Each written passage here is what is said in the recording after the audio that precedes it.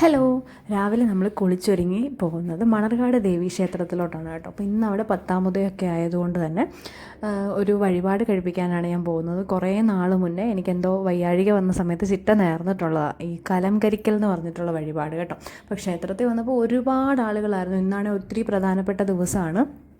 അതുപോലെ തന്നെ ഗരുഡൻ തൂക്കം അതൊക്കെ നടക്കുന്ന ദിവസമാണ് കേട്ടോ. ഈ അമ്പലത്തിന് കുറേ പ്രത്യേകതകളുണ്ട്.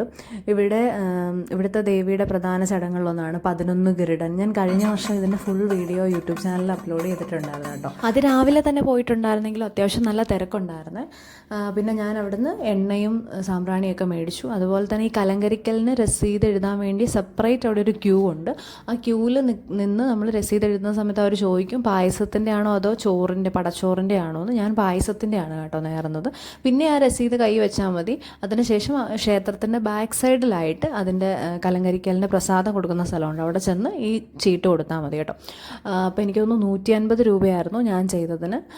അതൊരു പ്രധാന വഴിപാട് തന്നെയാണ്. അങ്ങനെ ഇതാണ് കേട്ടോ കലങ്കരിക്കലിൻ്റെ പ്രസാദം. അതുപോലെ തന്നെ ഏപ്രിൽ 29 തൊട്ട് മെയ് 9 വരെ ആണെന്ന് തോന്നുന്നു കേട്ടോ. കറക്റ്റ് എനിക്ക് ഓർമ്മയില്ല.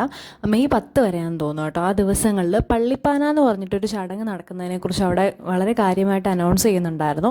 അതിൻ്റെ കൂടുതൽ ഡീറ്റെയിൽസ് എനിക്കറിയില്ല. പക്ഷെ അതെന്തോ ഒരു വലിയൊരു ഉത്സവം പോലെയാണെന്ന് തോന്നുന്നു. അറിയാവുന്ന ആരെങ്കിലും ഉണ്ടെങ്കിൽ ഒന്ന് കമൻറ്റ് ചെയ്യുക കേട്ടോ. ഞാൻ അവിടെ ഒത്തിരി തവണ അനൗൺസ് ചെയ്യുന്ന കേട്ടതാണ്. അപ്പോൾ ഇത്രയൊക്കെ ഉള്ളൂ. നമ്മൾ പിന്നെ അവിടെ നിന്ന് പോന്നു. ടാറ്റാ.